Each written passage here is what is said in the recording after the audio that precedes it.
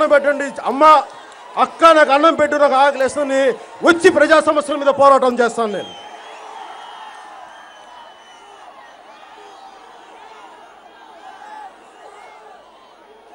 రాజకీయాల మీద నాకు అవగాహన ఎందుకంటే నేను కడుపు మంట చూశాను, సమస్యలను చూశాను, బాధల్ని చూశాను. దిగువ మధ్య తరగతి కుటుంబం నుంచి వచ్చాను కాబట్టి నా కష్టాలే నేను మర్చిపోలే. ఈ రోజుకి నేను అదే స్థాయిలో ఉండటానికే ప్రయత్నం చేస్తానే ఉంటాను ఎప్పటికైనా సరే. అందుకనే నేను రాజకీయాల్లోకి రావాలి, ప్రజా సమస్యల్ని పోరాటం చేయాలి అంటే ఏమేం చేయాలి, ఎంత చదువుకోవాలని అందరి జీవిత చరిత్రలు చదివాను, సామాజిక తత్వం చదివాను, సామాజిక శాస్త్రం చదివాను. అన్నీ చదివి అది కేవలం చదివితే కాదు జీవితంలో కూడా ఎంతో కొంత పాటించాలని చెప్పి నాకు తోచినంతలో పాటించాను నేను.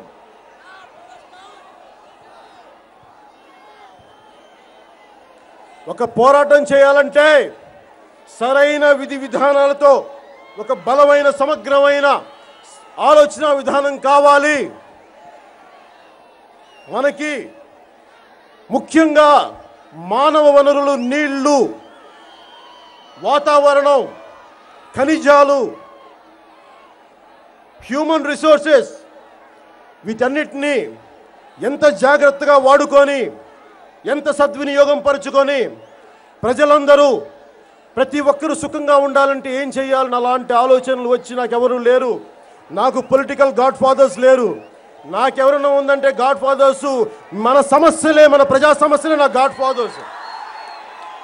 వాళ్ళు చెప్పారు నా వెనక ఎవరున్నారు, ఎవరు వెనకున్నారు అంటే నన్ను నడిపించే శక్తి మీరే, మీరే నా వెనక ఉంది. ప్రతి ఒక్కరూ పిచ్చి కూతలకు వస్తే ఎవరున్నారు, బీజేపీ వాళ్ళు నడిపించారా, తెలుగుదేశం వాళ్ళు నడిపించారంటే నన్ను ఒకరు నడిపించాలా?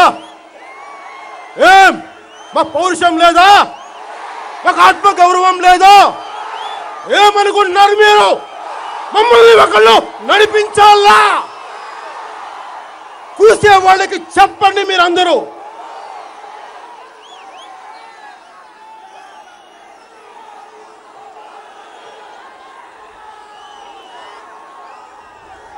మనం ఈ రోజున స్పెషల్ ప్యాకేజ్,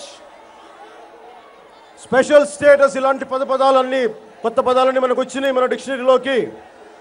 వీటి గురించి తెలుసుకుపోయే ముందు ఒక్కసారి మన రాష్ట్రం, దీని సమస్యలు ఏమిటి, ఒక్కసారి దీని పుట్టు పూర్వోత్తరాలు ఏమిటి, ఇవన్నీ తెలుసుకోవాల్సిన అవసరం ఉంది. మీ అందరికీ తెలుసుండొచ్చు, కానీ మనందరం ఒక చోట మనందరం సమూహంగా కలిసాం కాబట్టి ఒకసారి నేను చెప్పదలుచుకున్నది, స్వాతంత్రం వచ్చిన తర్వాత ఉమ్మడి మద్రాసు రాష్ట్రంలో మనదున్నప్పుడు అక్కడ కూడా మనకి సరైన న్యాయం జరగకపోతే అమరజీవి పొట్టి శ్రీరాములు 50 రోజుల పైన నిరాహార దీక్ష చేసి మనకు సంపాదించుకున్న రాష్ట్రం ఇది. ఆ రోజున తెలంగాణ లేదు ఆంధ్రప్రదేశ్లో, కేవలం ఆంధ్రప్రదేశే ఉంది. కానీ ఒకవైపు ఇక్కడ స్వాతంత్ర సమర వేడుకలు జరుగుతూ ఉంటే మనం తెలంగాణ చరిత్ర కూడా తెలుసుకోవాలి. వాళ్ళు మన సోదరులు, వాళ్ళు మన అన్నదమ్ములు, వాళ్ళు మన ఆడపడుచులు, వాళ్ళు మన బిడ్డలు. ఒకవైపు దేశమంతా స్వాతంత్ర్య సంబరాలు జరుపుకుంటా ఉంటే తెలంగాణలో ఇంకా నిజాం నిరంకుశ పాలన సాగుతూనే ఉంది. రజాకార్లు దోపిడీలు చేశారు, మానభంగాలు చేశారు, ఆడవారిని ఆడపడుచుని చిత్రహింసలు గురి చేస్తే తెలుగు భాషని వాళ్ళు నేర్చుకోనివ్వకుండా చేశారు. అలాంటి సమయంలో తెలంగాణ ప్రజలు చాలా వెనుకబడిపోయారు. ఆ వెనుకబాటుతనాన్ని బ్రిటిష్ వాళ్ళు పరిపాలించడం వల్ల, కొన్ని సంస్కరణలు మనకు ఉండటం వల్ల ఆంధ్రప్రదేశ్లో సీమాంధ్రలో ఆ అడ్వాంటేజ్ ఇద్దరికి కలుసుకుంటారు, అన్నదమ్ముల్లా ఉంటారు అని చెప్పి మనల్ని కలిపారు. అది 1-2 దశాబ్దాలు జరిగిన తర్వాత ఏదైతే విధి విధానాలతో అనుకున్నారో మనం ఇలా కలిసి ఉండాలి, ఇవి నెమ్మదిగా సాల్వ్ చేయాలి, పరిష్కరించాలి అనుకుంటే అవి 20 సంవత్సరాలైన కొన్ని దశాబ్దాలను చేయనప్పటికీ చెయ్యకపోయేటప్పటికీ 1969లో తెలంగాణ రాష్ట్రం తెలంగాణ జై తెలంగాణ ఉద్యమం స్టార్ట్ అయింది. మళ్ళీ దాని కేంద్రం వాటిని సమాధానపరిచి కొంత హింస జరిగి మళ్ళీ రెండు కలిసే ఉండాలి అనుకున్నప్పుడు మళ్ళీ వారికి మా ఉద్యోగాలు మళ్ళీ ఆ ముల్కీ విధానాల ద్వారా మా వాళ్ళకే రావాలని అంటే మన వాళ్ళ కోపం వచ్చి 1972లో జై ఆంధ్ర ఉద్యమం ప్రారంభమైంది. జై ఆంధ్ర ఉద్యమంలో 400 పైన నిండు నూరేళ్లు గడపాల్సిన యువకులు కాలేజ్ విద్యార్థులు మా రాష్ట్రం వస్తే బాగుంటుంది అని చెప్పి ఇప్పుడు కేంద్రంలో కూర్చున్న వెంకయ్యనాయుడు గారు కూడా జై ఆంధ్ర ఉద్యమ సారథుల్లో ఒకరు. అలాంటి వ్యక్తి ఇలా నడిపిన తర్వాత శ్రీమతి ఇందిరాగాంధీ గారు, స్వర్గీయ శ్రీమతి ఇందిరాగాంధీ గారు అప్పటి ప్రధానమంత్రి, ఇలా రాష్ట్రం ప్రతి ఒక్కళ్ళు వెనుకబాటుతనం మీద కొన్ని సమస్యల మీద విడిపోవాలి అనుకుంటే అది మన రాజ్యాంగ స్ఫూర్తికే విరుద్ధం. అందుకని చనిపోయిన ప్రాణాలకి క్షమాపణలు చెప్తూ ఆవిడ 1972లో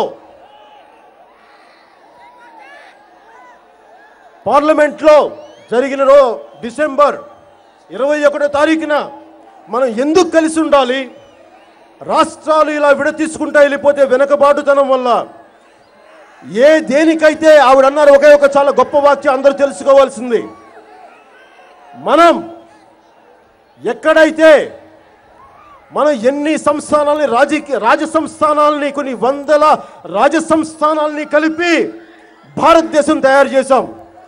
మళ్ళీ వెనకబడిపోయిందని చెప్పి ప్రతి ఒక్కరూ ఇది మా రాష్ట్రం కావాలి మేము ఏలుకుంటామంటే మళ్ళీ అప్పుడు ఇంత కష్టపడి ఇన్ని బలిదానాలు చేసి ఇన్ని ప్రాణత్యాగాలు చేసి ఎందుకు చెయ్యాలి అని చెప్పి ఆవిడ బాధపడి మొత్తం పార్లమెంట్ హాల్లో అందరికీ బాధలు చెప్తూ క్షమాపణలు చెప్తూ ఆవిడ ఒక విధి విధానాలతోటి సైద్ధాంతిక బలంతో రాష్ట్రాన్ని విడతీయం అని చెప్పిన కాంగ్రెస్ మాజీ దివంగత స్వర్గీయ ప్రధాని శ్రీమతి ఇందిరాగాంధీ ఆవిడ స్పీచ్ పేపర్స్ ఇవి. ఒక్కసారి ఇందిరాగాంధీ గారికి మనస్ఫూర్తిగా ఇలాంటి స్ఫూర్తినిచ్చినందుకు ఆవిడకి మనస్ఫూర్తిగా కానీ మాది 150 ఏళ్ల చరిత్ర, కాంగ్రెస్ చరిత్ర 150 ఏళ్ళు మీకేం తెలుసు అని నేను పాలిటిక్స్లోకి వచ్చినప్పుడు కొంతమంది కాంగ్రెస్ నాయకులు అన్నారు, సరే మీది 150 ఏళ్ల చరిత్రే నేను ఒప్పుకుంటున్నాను, కానీ ఒక లాల్ బహదూర్ శాస్త్రి లాగా మీకు అంత విలువలు ఉన్నాయా?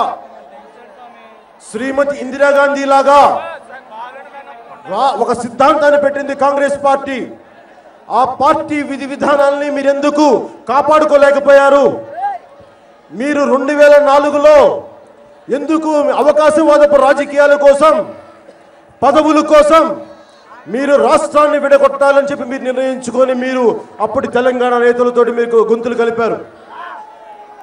మీరు అవకాశవాదపు రాజకీయాలు చేయడం వలన ఈ రోజున ఇక్కడ సీమాంధ్ర ప్రాంత యువకులు కొన్ని వందల మంది తెలంగాణ ప్రాంత యువకులు చనిపోయారు. మీ ఇద్దరి భారతీయ జనతా పార్టీ ఎంత ద్రోహం చేసింది అంటే వాళ్ళు చేసిన ద్రోహం మర్చిపోదాం అనుకుంటే లేదు, వాళ్ళు మర్చిపోనివ్వరు. కాంగ్రెస్ పొట్టలో పడిస్తే వెన్నుపోటు పడిస్తే మనం బీజేపీ దగ్గరికి వెళ్ళి కాంగ్రెస్ వాళ్ళు పొడిచారు అయ్యా కొంచెం మమ్మల్ని రక్షించంటే వీళ్ళు పొట్టలో పడిచారు. అది ఇద్దరు చేసింది. రెండు జాతీయ పార్టీలు కలిసి జాతీయ సమగ్రత గురించి మాట్లాడే గొప్ప గొప్ప జాతీయ నాయకులు ఈరోజు రాష్ట్రంలో 2 రాష్ట్రాల్లో అస్థిరత క్రియేట్ చేసి సృష్టించారు. ఏ వ్యక్తులైనా సరే, ఏ రాజకీయ నాయకులైనా సరే, ఏ రాజకీయ పార్టీలైనా సరే వారి ముఖ్య ఉద్దేశం సుస్థిరత ఇవ్వాలి, భారతదేశ సమగ్రతని కాపాడాలి. కానీ మీరు ఇలాంటి మీ చేతగానితనం వల్ల, మీ దోపిడీ విధానాల వలన ప్రజలను విడగొట్టి మళ్ళీ న్యాయం చెయ్యక, అటు తెలంగాణకి మీరు న్యాయం చేయక, ఇప్పటికీ హైకోర్టుకి వారికి ఇవ్వకుండా తెలంగాణ వారికి, అలాగే సీమాంధ్రులకి మేము మీకు స్పెషల్ ప్యాకేజ్ ఇస్తాం, స్పెషల్ స్టేటస్ ఇస్తాం అని చెప్పి ఈ రోజున ఏమిచ్చారు? 2 పాచిపోయిన 2 లడ్డూలు ఇచ్చారు. –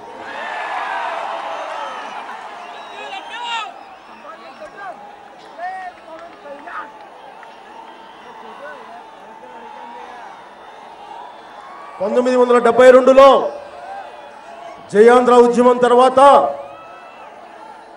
అప్పటి ప్రధానమంత్రి శ్రీమతి ఇందిరాగాంధీ గారు మీరు కలిసి ఉండాలి అని చెప్పిన స్ఫూర్తితోటి అందరూ అర్థం చేసుకొని చాలా కొన్ని లక్షల సీమాంధ్ర కుటుంబాలు రాజధాని మన రాజధాని హైదరాబాద్ మన రాజధాని చెప్పి తరలి వెళ్ళాయి. తరలి వెళ్ళిన తర్వాత 42 సంవత్సరాలు కలిసి ఉన్న తర్వాత, అక్కడ బిడ్డల్ని కన్న తర్వాత, బిడ్డలు ఎదిగి మనవళ్ళు పుట్టిన తర్వాత 2014లో ఒకే ఒక్క కాంగ్రెస్ పార్టీ ఇంకొక భారతీయ జనతా పార్టీ కలిసి మేము రాష్ట్రాన్ని విడదీస్తున్నామని చెప్పి 1996లో భారతీయ జనతా పార్టీ ఒక తీర్మానం ప్రవేశపెట్టింది. ఏమని? మీరు ఒక్క ఓటు వేయండి, మేము 2 రాష్ట్రాలు ఇస్తామని. నాకు అర్థం కాలేదు. ఈ రోజున మనకి స్పెషల్ స్టేటస్ ఇమ్మంటే వాళ్ళు ఏమన్నారంటే, ఇది రాజ్యాంగం ఒప్పుకోవట్లేదు, ఆ కమిషన్ ఒప్పుకోవట్లేదు, ఈ డిపార్ట్మెంట్ ఒప్పుకోవట్లేదు, ఫైనాన్షియల్ మంత్రి జైట్లీ గారు ఒప్పుకోవట్లేదు అని చెప్పిన వాళ్ళు, మీరు ఇన్ని అడ్డంకులు చెప్పిన వారు జాతీయ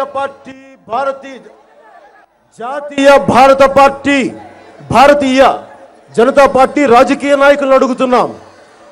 ఒక పార్టీ, ఒక భారతీయ జనతా పార్టీ రెజల్యూషన్ కున్న విలువ పార్లమెంటులో ఇన్ని ఉభయపక్షాలు కలిసి వారిచ్చిన మాటకి విలువ లేదా? భారత రాజ్యాంగానికంటే, భారత చట్టసభల కంటే మీరు ఒక పార్టీ రెజల్యూషన్ గొప్పదా? అదేనా మీరు ఆలోచిస్తున్నది? సిగ్గు తెచ్చుకోండి. మీరు మహాత్ముడు అంబేద్కర్ విగ్రహానికి దండలు వేయడం కాదు, ఆయన రాజ్యాంగ స్ఫూర్తిని బయటికి తీసుకురండి. మీరు పార్లమెంటులో ఇచ్చిన మాట నిలబెట్టుకొని మీరు నిజంగా అంబేద్కర్ గారిని గౌరవించే వ్యక్తులైతే మీరు స్పెషల్ స్టేటస్ మాటకి కట్టుబడి ఉండండి.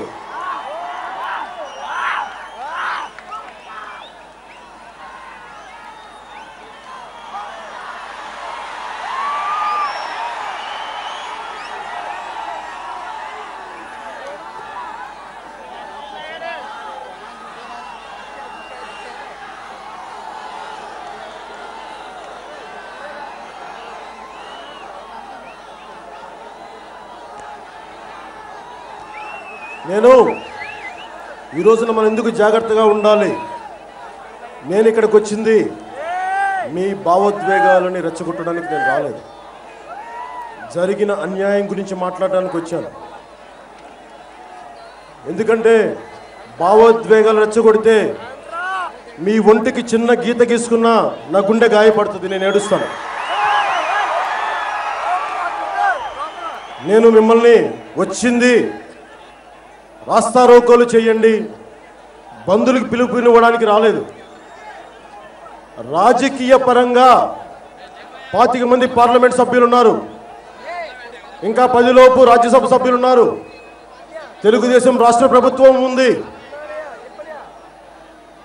అపోజిషన్ పార్టీ వైఎస్ఆర్సీపీ ఎంపీలు ఉన్నారు, వారి ఎమ్మెల్యేలు ఉన్నారు.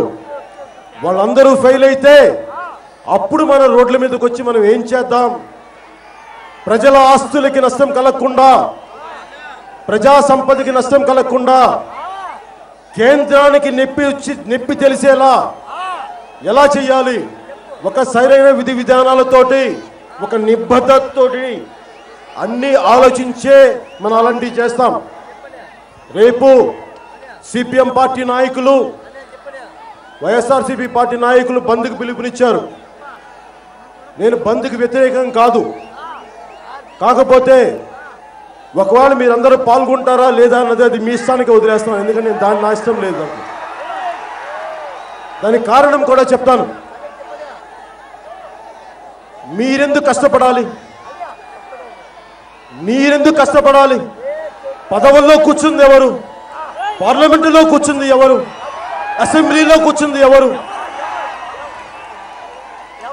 పార్లమెంటు క్యాంటీన్లో సబ్సిడీ ఫుడ్ తింటుంది ఎవరు? వాళ్ళని పోరాటాలు చేయమని చెప్పండి, వాళ్ళని నిలదీయమని చెప్పండి. మీరెందుకు అడగాలి? మీరెందుకు కష్టపడాలి? మీరు చదువుకోవాలి, మీరు ఉద్యోగాలు చేయాలి, మీ ఇంట్లో మీ అమ్మ మీ తల్లిదండ్రులని బాగా చూసుకోవాలి, మీ బిడ్డల్ని బాగా పెంచుకోవాలి.